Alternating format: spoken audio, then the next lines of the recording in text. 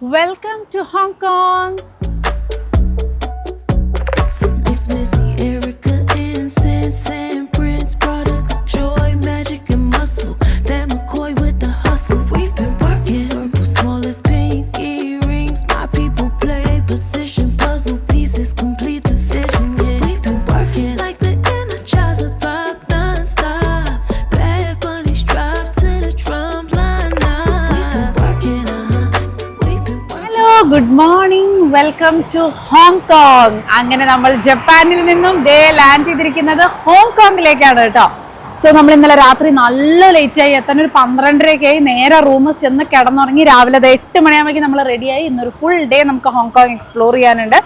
അപ്പോൾ ഇന്ന് രാത്രി 8:30 ഫ്ലൈറ്റ്. ഇഷ്ടംപോലെ 12 hours നമ്മുടെ കയ്യിലുണ്ട്. സോ ഇന്ന് നമ്മളൊരു ഓട്ടമായിരിക്കും. നമ്മൾ അങ്ങനെ എടുത്തതാണ് ഹോങ്കോങ്ങും കൂടെ ഒന്ന് കവർ ചെയ്യാൻ വേണ്ടിയിട്ട്. നമ്മളൊരു 30 hours ലേ ഓവർ എടുത്തതാണ് കേട്ടോ. അപ്പോൾ നമുക്ക് അങ്ങനെ പല സ്ഥലങ്ങളിലും നമുക്ക് ഇങ്ങനെ ഓരോ കൺട്രി പോയി വരുമ്പോൾ നമുക്ക് ലേ ഓവേഴ്സ് എടുത്താൽ ഒരു കൺട്രിയും കൂടെ വിസിറ്റ് ചെയ്യാം. അങ്ങനെ നമ്മൾ എടുത്തത് ഹോങ്കോങ് ആയിരുന്നു. ഏതായാലും ഹോങ്കോങ്ങിൽ 4-5 മണിക്കൂർ ലേ ഓവർ ആണ് നമ്മൾ എടുക്കുമ്പോ അതിൽ കാണിക്കുന്നുണ്ട്. അപ്പൊ പിന്നെ അതൊന്നൊരു നീട്ടിയെടുത്ത് 30 hours ഒരു ഫുൾ ഡേ ഒരു ഇവിടെ സ്റ്റേ ചെയ്യാന്നുള്ള രീതിയിലാണ്. അതെ, 7 hours മേലെയാണെങ്കിൽ ഇവര് തന്നെ ഗവൺമെന്റ് സിറ്റി ടൂർ നടത്തും. അപ്പൊ രാവിലെയൊക്കെ വരുന്നവരാണെന്നുണ്ടെങ്കിൽ രാവിലെയൊക്കെ ഇപ്പൊ ഫ്ലൈറ്റിൽ ഇവിടെ ഹോങ്കോങ് ലേ ഓവർ ആണ് വെച്ചാൽ അതൊരു 7-8 മണിക്കൂറിനൊക്കെ എടുക്കാൻ ഇവര് തന്നെ സിറ്റി ടൂർ ഫ്രീ ആയിട്ട് ചെയ്ത് കൊടുക്കും. 1-2 സ്പോട്ട് പോയിട്ട് കാണാൻ പറ്റും പെട്ടെന്ന്. കാരണം അവിടുന്ന് എയർപോർട്ട് എക്സ്പ്രസ് എന്ന് പറഞ്ഞിട്ട് ട്രെയിൻ സർവീസ് ഉണ്ട്. അടിപൊളിയാ. പെട്ടെന്ന് കയറി കഴിഞ്ഞ് കഴിഞ്ഞാൽ സിറ്റിയിലേക്ക് പെട്ടെന്ന് എത്തും.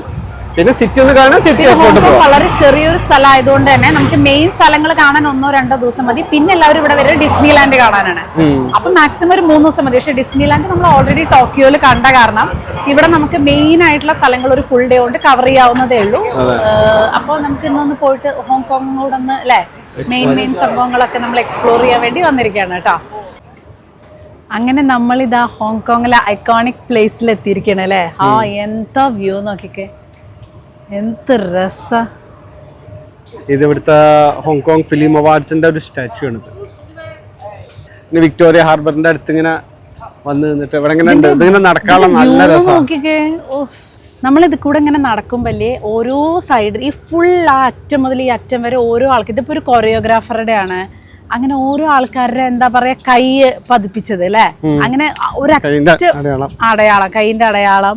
ഇത് ഡയറക്ടർ ദാ 2 of ബ്രൂസ്ലിയുടെ 2 ക്ലാസിക് സിനിമ ഡയറക്ട് ചെയ്ത ആളാണ്. അപ്പൊ ഇദ്ദേഹത്തിൻ്റെത് അങ്ങനെ ജാക്കി ചാനെ കൈ വെക്കാൻ വേണ്ടി പോവാണ്. ജാക്കി ചാന്റെ കൈന്റെ മുകളിൽ കൈ വെക്കാൻ വേണ്ടി പോവാണ്. അപ്പൊ ഇങ്ങനെയാണ് ഇവിടെ ഇങ്ങനെ ഓരോ ആൾക്കാരുടെ ഉണ്ട്. ഇത് ആക്ടർ. അപ്പൊ നമുക്ക് ഇങ്ങനെ കൈവെക്കാം. അതായത് ഓരോ ആളുകളും അവരവരുടെ ഫേവറേറ്റ് ആയിട്ടുള്ള ആക്ടേഴ്സിന്റെ അത് വന്നിട്ട് അവര് കൈ വെച്ചിട്ട് ഫോട്ടോ എടുക്കും. അതാണ് രസം. രംഷേട്ടനാണെങ്കിൽ ജാക്കി ചാന്റെ സ്വന്തം ആളാണ്. നമ്മളെ കുട്ടിക്കാലം ആകെ മാർഷൽ ആർട്സ് നമുക്കൊക്കെ അറിയണ്ടായിരുന്നു പണ്ട് മുതൽ. നമ്മുടെ കുട്ടിക്കാലത്തൊക്കെ നമ്മുടെ നാട്ടിൽ ജാക്കി ചാന്റെ സിനിമ കാണാൻ എത്ര ആളെ പോവാ അല്ലെ. ഭാഷ ഒന്നും മനസ്സിലാവുന്നത് ഒരു നിർബന്ധമില്ല. ബ്രൂസ്ലി, പിന്നെ ഒരു ടോണിജ ഉണ്ടായിരുന്നു. എനിക്ക് പണ്ട് കല്യാണം കഴിഞ്ഞ സമയത്ത് ഇന്നെ എത്ര ടോണിജാന്റെ സിനിമയെ കാണിപ്പിച്ചിരിക്കുന്നു. എന്റെ അമ്മയെ ഞാൻ വിചാരിക്കത്തെ ആരാണ് ദൈവമേ. ടോണിജാന്റെ ഉണ്ടാവണോ ഓട്ടോപട? ഉറപ്പായിട്ട് എടുക്കും. ഹായ്, ഞാൻ നോക്കുന്ന മുഴുവൻ 2 സൈഡിലുള്ള ഹോട്ടലുകൾ. ഗൂച്ചിയുടെ ഷോപ്പ്, ലൂയി വിത്തോന്റെ ഷോപ്പ്. നമ്മുടെ marine drive, Mumbai Nariman point. രാവിലെ ആളുകൾ ഹോട്ടലിൽ നിന്ന് നമ്മുടെ നരിമാൻ പോയിന്റ് ഇതുപോലെ എന്ത് രസം രാവിലെ. ജെറ്റ്ലിയുടെ ജാക്കി ചാൻ അവിടെ ഉണ്ടാവും.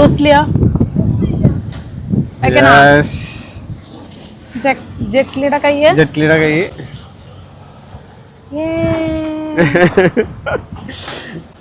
2 കൈയും വെക്ക, ഒരു കയ്യിൽ മൊബൈലാ. കഷ്ടം. ഞാനൊന്ന് വെക്കട്ടെ. രംഷേട്ടനാണ് ഇത് വെക്കണ്ടേ. എനിക്ക് ഇത്ര പ്രാന്തില്ല. മിത്തു സാനിറ്റൈസർ. അങ്ങനെ ഞാൻ ജെറ്റ്ലിയുടെ കൈയിന്റെ സെയിം ഇതില് ഓൾമോസ്റ്റ് സെയിം ആണല്ലോ ഞങ്ങളുടെ കൈ. എല്ലാരും ജെറ്റ്ലിക്ക് വേണ്ടിട്ടാ.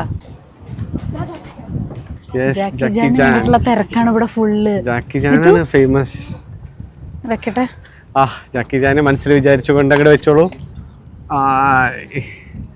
അങ്ങനെ സ്വപ്പുവിന്റെ കരം പതിഞ്ഞു ജാക്കി ചാന്റെ മേത്തത്. എല്ലാവരോടും വെയിറ്റിംഗ് ജാക്കി ചാൻ. എത്ര ആൾക്കാരല്ലേ? ഓക്കെ ഹായ് കുട്ടി ജാക്കി ചാൻ. ഫൈനലി യെസ് ജാക്കി ചാൻ. ജാക്കി ചാന്റെ സിഗ്നേച്ചർ ഉണ്ട് ഇവിടെ. യെസ് നല്ല അടിപൊളി ക്ലൈമറ്റ് ആയതുകൊണ്ട് നല്ല കാറ്റ്. രാവിലെ ഇങ്ങനെ നടക്കാൻ ഏർലി മോർണിംഗ് എനിക്ക് എവിടെയും പോകുന്നില്ല, ഇവിടെ തന്നെ വൈകുന്നേരം വരെ എല്ലാവരും ഇങ്ങനെ ഓട്ടാണ് കേട്ടോ ഇവിടെ. രാവിലെ മോർണിംഗ് വാക്ക്, റണ്ണിങ്, എക്സസൈസ് എല്ലാം. അങ്ങനെ നമ്മൾ ബ്രൂസ്ലിയെ കണ്ടെത്തി. മിത്തു വരുന്നില്ലേ ബ്രൂസ്ലിയെ കാണാൻ? മിത്തുവിന് വേണ്ടത്ര. ആരാണ്? Okay yes. ഒന്നും കൂടി സ്വപ്പ് ഒന്നും കൂടി കാണിക്കൂ. ബ്രൂസ്ലിയുടെ അടുത്തേക്ക് ബ്രൂസ്ലിനെ കാണിച്ചിട്ടല്ലേ? യെസ്. എന്താണ് ഈ മുതല്? ഇതൊരു മുതലായിരുന്നു. എഴുതി വെച്ചിട്ടുണ്ട് സ്റ്റാർ ഓഫ് ദ സെഞ്ചുറി. 33 വയസ്സേ ജീവിച്ചിട്ടുള്ളൂ. വളരെ ചെറുപ്പത്തിൽ മരിച്ചല്ലോ. എത്ര കാലം ജീവിച്ചു എന്നുള്ളതല്ല, എങ്ങനെ ജീവിച്ചു എന്നുള്ളതല്ലേ. കുറച്ച് വർഷമുള്ള ചില നല്ല കിടിലൻ ഇതായി കഴിഞ്ഞാൽ ഇപ്പോഴും ബ്രൂസ്ലിയുടെ മാർഷൽ ആർട്സ് ഒന്നും ഒരാൾക്കും ഫോളോ ചെയ്യാൻ പറ്റുന്നില്ല എന്നുള്ളതല്ലേ. ജീവുള്ള പോലെ നോക്കണൊക്കെ. അങ്ങനെ നമ്മൾ ബ്രൂസ്ലിയോട് വിട പറഞ്ഞ് ഈ ലൈനിനോടും വിട പറഞ്ഞ് നമ്മൾ ഇവിടെ നിന്ന് അടുത്ത സ്ഥലത്തേക്ക് പോവാണ്. കുറെ ബസ്സൊക്കെ ഉണ്ട് കേട്ടോ. ബസ്സിൽ പോവാൻ പറ്റുമോ? ബസ്സിൽ പോവാം. നമുക്ക് ഇനി വിക്ടോറിയ പീക്ക് ട്രാം അവിടേക്കാണ് പോകേണ്ടത്. ഇതാണ് ഹോങ്കോങ്ങിന്റെ വൈബ് കേട്ടോ. നോക്കി എന്ത് രസാന്നൊക്കെ. വാ അടിപൊളി.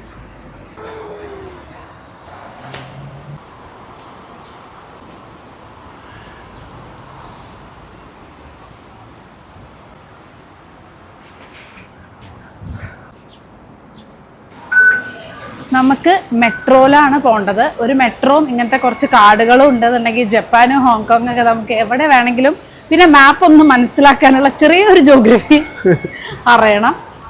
നമ്മുടെ മെട്രോ വന്നു. സൺഡേ പോലും ഭയങ്കര തിരക്കാണ്. നമ്മുടെ അവിടെയൊക്കെ സൺഡേയിൽ ട്രെയിനിലും കുറച്ച് തിരക്ക് കുറവുണ്ടാവും മുംബൈയിലൊക്കെ. ഇവിടെ സൺഡേ പോലും അത്യാവശ്യം നല്ല തിരക്കാട്ടോ. കഴിഞ്ഞ 10 ദിവസമായി ക്രോസോണും കുക്കീസും ക്രോസോണും ഇത് തന്നെയാണ്. പക്ഷെ ഇത് ഇഷ്ടമാണ് കേട്ടോ. മൗണ്ടന്റെ ഇടയിൽ കൂടെ പോവാ.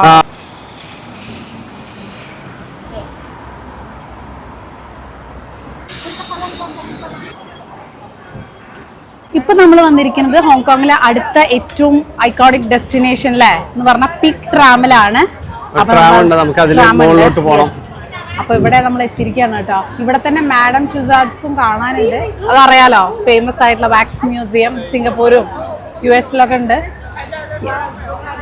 സോ നമ്മൾ ടിക്കറ്റ് എടുത്തു, എൻട്രി ചെയ്തു പീക്ക് ട്രാം. എന്താണ് എക്സ്പീരിയൻസ് നമുക്ക് നോക്കിയിട്ട് പറയാം.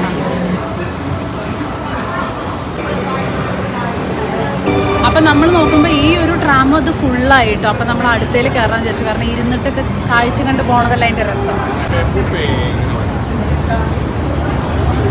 അങ്ങനെ ആ ട്രെയിൻ കൊണ്ടുവിട്ടിട്ട് ആൾക്കാർ അതേ സ്പീഡിൽ ഇങ്ങോട്ട് വരും. എന്നിട്ട് അപ്പോൾ വേറെ ആൾക്കാരുണ്ടാവില്ല അവിടെ കാണുന്നവർ. അങ്ങനെയാണ് കേട്ടോ ഇത് ട്രിപ്പ് അടിക്കുന്നത്.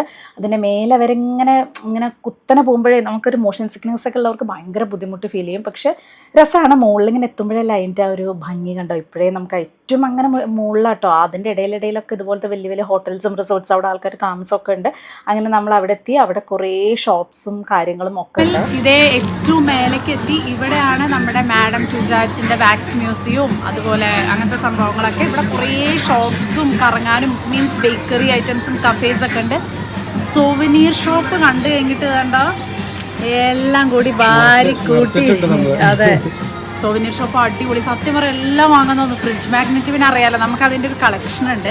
അപ്പോൾ എല്ലാ പ്രാവശ്യം നമ്മളൊരു സ്ഥലത്ത് പോയാൽ ആ സ്ഥലത്തിൻ്റെയാണ് കൂടുതൽ വാങ്ങുക. ഇപ്പം നമ്മൾ ഫോക്കസ് ചെയ്യുന്നത് സ്ഥലം പ്ലസ് ഇങ്ങനത്തെ കുറച്ച് ക്യൂട്ട് അല്ലേ, നല്ല രസമില്ലേ ഇതൊക്കെ. ഒക്കെ ഫ്രിഡ്ജ് മാഗ്നറ്റ്സ് ആട്ടോ. പിന്നെ നമ്മൾ എവിടെ പോയാലും ആ ഒരു സ്ഥലത്തിൻ്റെ ഒരു എന്താ പറയുക ഒരു സോവനീർ നമ്മൾ വേറെ വാങ്ങിക്കും, മാഗ്നറ്റ് അല്ലാതെ ഇങ്ങനെ വെക്കാൻ വേണ്ടിയിട്ട്. അങ്ങനെ നമ്മൾ എല്ലാ സ്ഥലത്തും വാങ്ങാറുണ്ട്. അപ്പോൾ ഇത് ഹോങ്കോങ്ങിൻ്റെതായിട്ട് നല്ല ഭംഗിയിലേത്, നല്ല രസമുണ്ട്. അപ്പോൾ ഈ രണ്ടെണ്ണമാണ് ഹോങ്കോങ്ങിനെ പ്രതിനിധീകരിച്ച്. ജപ്പാനിൽ നിന്ന് നമ്മൾ കുറേ വാങ്ങിയിട്ടുണ്ട്. അങ്ങനെ ഇതാ. പിന്നെ പൂച്ചക്കുട്ടി ഇത് ജപ്പാനെ വാങ്ങണം എന്ന് വിചാരിച്ചതായിരുന്നു. കുറേ ആയി എല്ലാം വാങ്ങാൻ തോന്നൂട്ടോ, കണ്ണടച്ച് പോവാ നല്ലത്. ഇതിൻ്റെ മേലെ നിന്ന് നോക്കിയുള്ള വ്യൂ ആണ് കേട്ടോ. എന്തൊരു ഭംഗിയാണ്. ഫുള്ള് നമുക്ക് ഹോങ്കോങ് കാണാം. നമ്മൾ ആ രാവിലെ പോയ സ്ഥലങ്ങളൊക്കെയാണ് ആ ഇതും നമ്മൾ ആ മറൈൻ ഡ്രൈവ് എന്നൊക്കെ പറഞ്ഞില്ലേ, അതുപോലത്തെ സ്ഥലങ്ങളൊക്കെയാണ് ഇപ്പം നമ്മൾ ഈ കണ്ടുകൊണ്ടിരിക്കുന്നത്. അവിടുന്ന് ഒരുപാട് ദൂരത്തെ ആയിട്ടാണ് നമ്മൾ എത്തിയത്, പക്ഷേ എന്നാലും നമുക്കത് മൊത്തം കാണാം. പിന്നെ ഹോങ്കോങ് എന്ന് പറയുന്നത് വളരെ ചെറിയൊരു സിറ്റി അല്ലേ, അതിൻ്റെ ഉള്ളിൽ ഈ അമ്പരച്ചുംബികളായ കെട്ടിടങ്ങൾ ഒക്കെ കാണുമ്പോൾ ഭയങ്കര രസമാണ്. അതെങ്ങനെ ഉണ്ടാക്കി നമ്മളിങ്ങനെ ആലോചിക്കും. ഫൈനലി നമ്മൾ വാക്സ് മ്യൂസിയം പോവാണ്. ഈ ഒരു സംഭവം സിംഗപ്പൂർ പോയപ്പോഴും ടോക്കിയോ പോയപ്പോഴും ദുബായ് പോയപ്പോഴൊക്കെ പോകണം എന്ന് വിചാരിച്ചു, പക്ഷെ പിന്നെ അവസാനം പോയില്ല. അപ്പോൾ അങ്ങനെ ഫൈനലി നമുക്കിത് പോകാനുള്ള യോഗം ഉണ്ടായത് ഹോങ്കോങ് എന്നാണെന്ന് തോന്നുന്നു. അപ്പോൾ നമുക്ക് അതും കൂടെ ഒന്ന് കണ്ടിട്ട് വരാം. ഇതിൻ്റെ മേലെ ട്രാമിൻ്റെ അവിടെ തന്നെയാണ് കേട്ടോ. ഇങ്ങനെ നമ്മൾ എൻട്രി ചെയ്തത് പിന്നെ ജാക്കി ചാൻ എൻട്രി ചെയ്തത് ജാക്കി ചാൻ. ജീവനുള്ള പോലെ. അത് എക്സാക്ട്ലി അതേ ഹൈറ്റ് ആണ്, സെയിം ഹൈറ്റ്, എല്ലാം സെയിം ആവും. ഈ സെലിബ്രിറ്റീസിന്റെ കൂടെ വന്നിട്ട് ഫോട്ടോ നമ്മൾ കണ്ടിട്ടില്ലേ, ദീപിക പടുക്കോണും പ്രിയങ്ക ചോപ്രയൊക്കെ ഇങ്ങനെ വന്ന് നിൽക്കണം കണ്ടിട്ടുണ്ട്. പിന്നെ ഇവിടെ എന്താ അറിയോ, ഇവിടെ നമ്മൾ സാധാരണ നമ്മൾ ബാക്കിയുള്ള മ്യൂസിയത്തിലൊക്കെ ഇന്ത്യയിലൊക്കെ നമ്മൾ മുമ്പ് തൊടാൻ പാടില്ല, ഒരു ഡിസ്റ്റൻസ് ഇല്ലേ. ഇവിടെ നമുക്ക് കെട്ടിപ്പിടിക്കാം, ഉമ്മയ്ക്കാം, എന്തും ചെയ്യാം. നമ്മൾ ഇന്ത്യയിൽ അവിടെ തൊടാൻ പാടില്ലല്ലോ. ഇവിടെ നമുക്ക് ഉമ്മയ്ക്ക് കെട്ടിപ്പിടിക്കൊക്കെ ചെയ്യാം. ചവിട്ടി തള്ളി ഇടരുതെന്നേ ഉള്ളൂ. യെസ്, അങ്ങനെയൊക്കെ. യെസ്.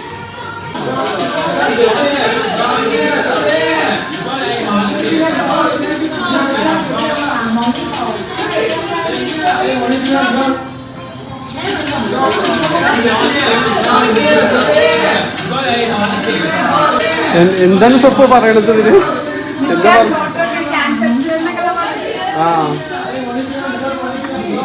ഫോട്ടോ എടുക്കുന്ന രസം നമ്മളാ ഇതിലേക്ക് വരുന്ന പോലെ. നമ്മുടെ ഫേവറേറ്റ്സ് മൊത്തം ഉണ്ട്, എല്ലാവരും ഉണ്ട്. ഈ ഒരു വാക്സ് മ്യൂസിയത്തിൽ ഒരു 2 മണിക്കൂറോളം ചെലവഴിക്കാൻ മാത്രമേ ഉണ്ടായിരുന്നു കേട്ടോ. പക്ഷെ നമ്മളിവിടെ വളരെ കുറച്ചേ കാണിക്കുന്നുള്ളൂ. അല്ലെങ്കിൽ ചിലപ്പോൾ നിങ്ങൾക്ക് ബോറടിക്കും. നമ്മൾ ആസ്വദിച്ച ആ ഒരു ഇത് ചിലപ്പോൾ വീഡിയോയിലൂടെ ഇഷ്ടപ്പെടണം നിർബന്ധമില്ലല്ലോ, അതുകൊണ്ടാണ് കേട്ടോ.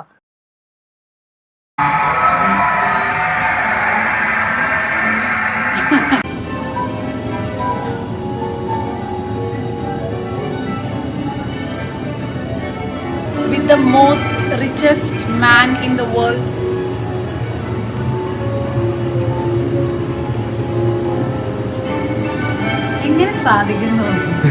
എങ്ങനെ സാധിക്കുന്നു അല്ലേ ഇങ്ങനെയൊക്കെ ആയിത്തീരാൻ?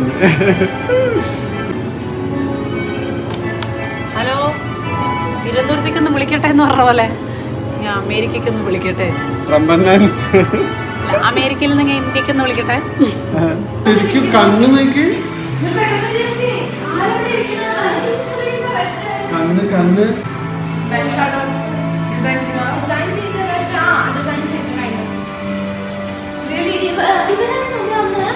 നിതാമ്പാനിയുടെ കൾച്ചറൽ സെന്ററിൽ പോയപ്പോഴേ മിറർ റൂമിൽ നമ്മൾ പോയില്ലേ, അപ്പൊ ഇവരുടെ പേര് ഞാൻ കേട്ടിട്ടുണ്ടായിരുന്നു. എന്തൊരു പേര് നമ്മുടെ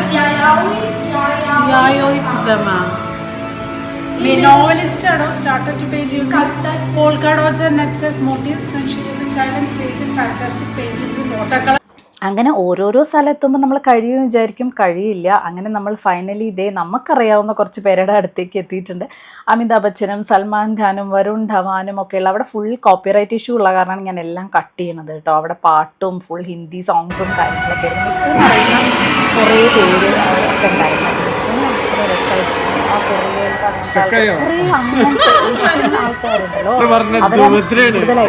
സ്ഥലങ്ങൾക്കനുസരിച്ച് UK-ലാണ് തോന്നുന്നത് ശ്രീദേവിയുടെയൊക്കെ ഉണ്ടായിരുന്നത് അവിടെയാന്ന് തോന്നുന്നു. അപ്പോൾ ഇവിടെ അതൊന്നുമില്ല കേട്ടോ. പക്ഷെ നമുക്ക് അറിയുന്ന കുറെ പേരൊക്കെ ഉണ്ട്. എന്നാൽ ഇതൊക്കെ മിത്തുവിന്റെ ഫേവറേറ്റ് ആണ് അത്ര.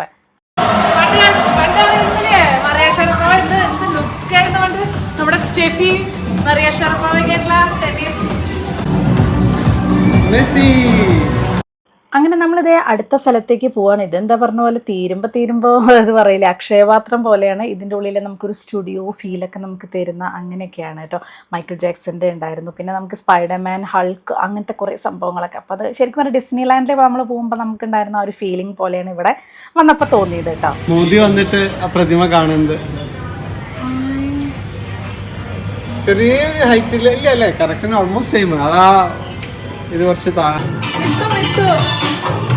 മിത്തു മിത്തു ഇത് അതെങ്ങനെ അത് ഞാൻ ഫോട്ടോ എന്റെ നോക്കട്ടെ എന്റെ ആക്ക്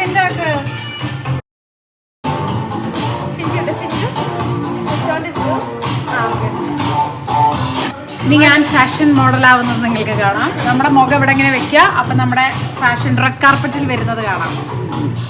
ഇങ്ങനെയൊക്കെ വരാലോ റെഡ് കാർപ്പറ്റിൽ. മിഥുന് ഇനിയും ഭാവിയുണ്ട്. മിഥുന് നല്ല രസമുണ്ടായിരുന്നു കേട്ടോ. പിന്നെ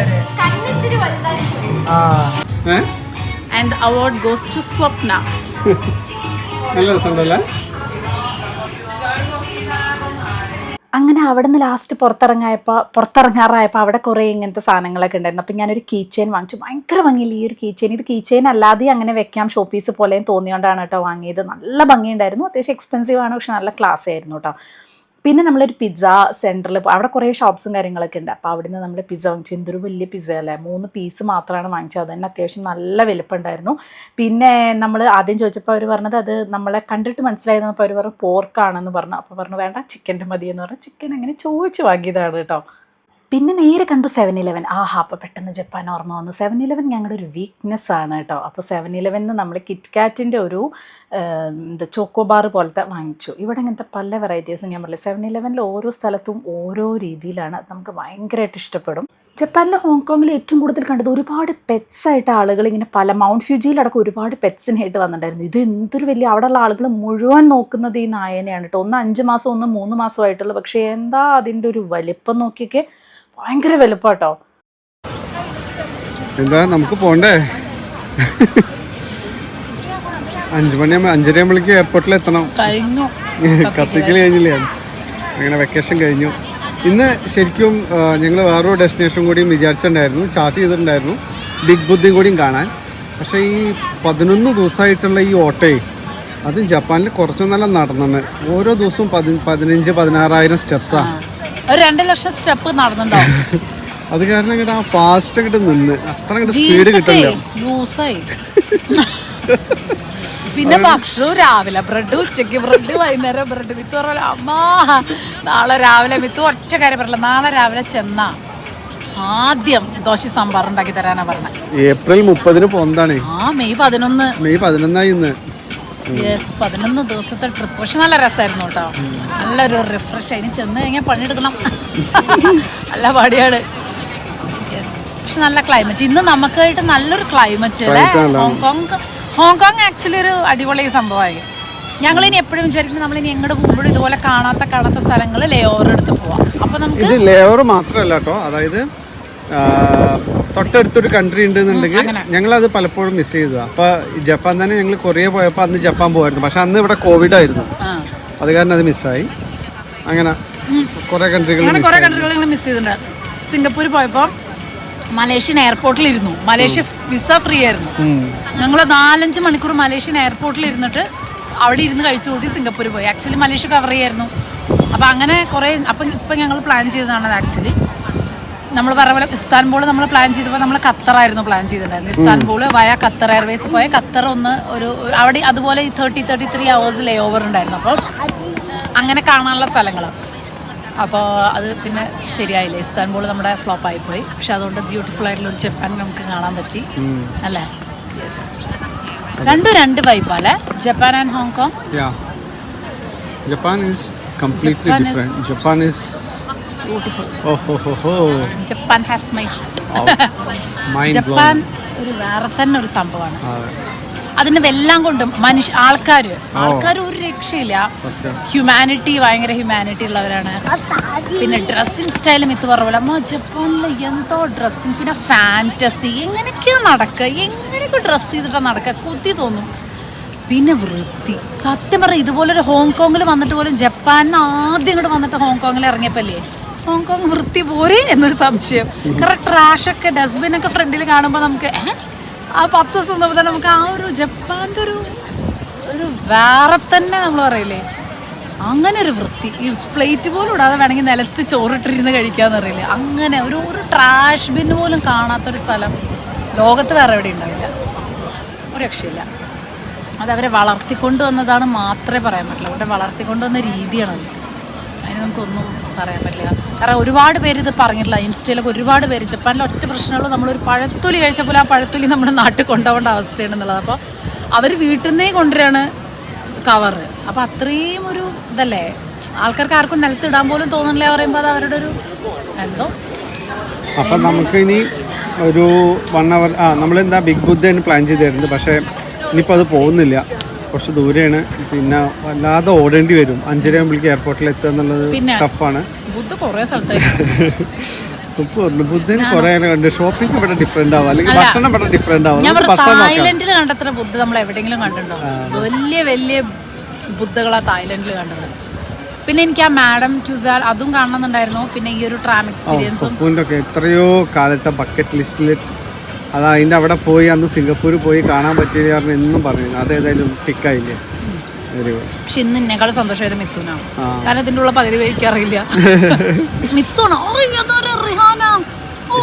ഇത് ആരതൊക്കെ നമുക്ക് വലിയ താല്പര്യം. ആകെ കുറച്ച് സൽമാൻ ഖാനൊക്കെ അല്ലേ അറിയുള്ളൂ.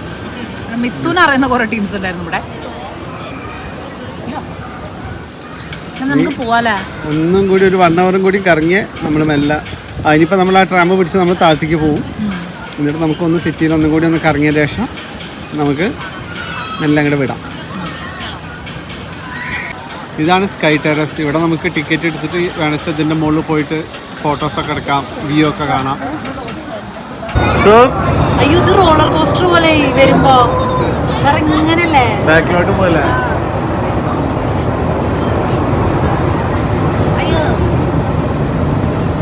മോഷൻ സിക്നസ് ഉള്ള കാരണേ ഇങ്ങനത്തെ ഒന്നും ഒരു സുഖമില്ല.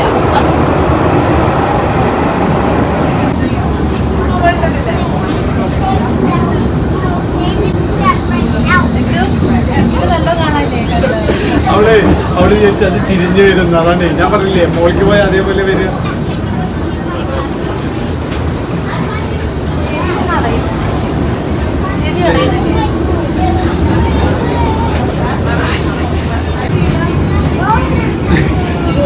എന്തെങ്ങനെ ഇരിക്കുന്നത്?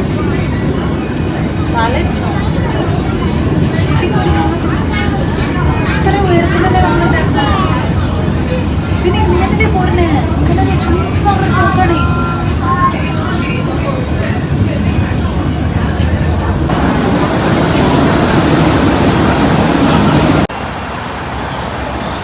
അപ്പോൾ ഇത് നമ്മൾ വന്നിരിക്കുന്നത് ചുമ്മാ ഇങ്ങനെ ഒന്ന് കറങ്ങാൻ വേണ്ടി വന്നതാണ്. ഇനി നമ്മുടെ കയ്യിൽ സമയമുണ്ട്. അപ്പോൾ ഇത് ഹോങ്കോങ് പാർക്കാണ്. ഇതിൻ്റെ നേരെ opposite botanical and zoological museum കാര്യങ്ങളൊക്കെ ഉണ്ട്.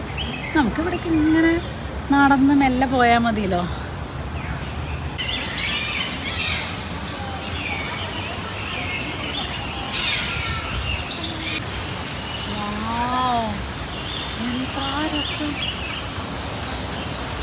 പക്ഷികളുടെ സൗണ്ടേ നാട്ടിലെ പോലെ കേൾക്കണു. അതാ അതിൻ്റെ ഉള്ളിൽ പക്ഷികളാണ്. അതാണ് ആ കൂട് നോക്കുക അതിൻ്റെ ഉള്ളിൽ.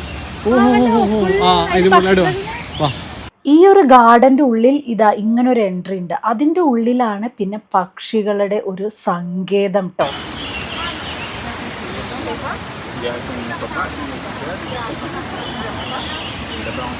സാധാരണ പക്ഷികൾക്കായിട്ടൊരു കൂടാണ് ഒരുക്കുക. ഇത് ശരിക്കും പറഞ്ഞാൽ പക്ഷികൾക്കായിട്ടൊരു കാട് ഒരുക്കി എന്ന് വേണമെങ്കിൽ നമുക്ക് പറയാം. ഒരു ആ ഒരു ഇതിൻ്റെ പുറത്തേക്ക് അത് പോവില്ല എങ്കിലും അതിൻ്റെ ഉള്ളിൽ ശരിക്കും ഒരു കാടാണ് കേട്ടോ. ശരിക്കും കാടെന്നൊന്നും പറഞ്ഞാൽ പോരാ, നമുക്കത് എക്സ്പീരിയൻസ് ചെയ്യാൻ വേണം. അവർ ആ നാച്ചുറലായിട്ട്, അതായത് നാച്ചുറലിനെ വെല്ലുന്ന രീതിയിൽ ഉണ്ടാക്കിയിട്ടുള്ള അരുവികളും താഴെ കാടും, അത് എന്താ പറയുക, ഫുൾ ഇതിൽ ക്യാപ്ചർ ചെയ്യാൻ പറ്റില്ല എന്ന് വേണമെങ്കിൽ പറയാം കേട്ടോ. ഫോൺ തിന്നുന്നു നോക്കിയോ, 3 ഇരുന്ന് തിന്നുന്നുണ്ടല്ലേ.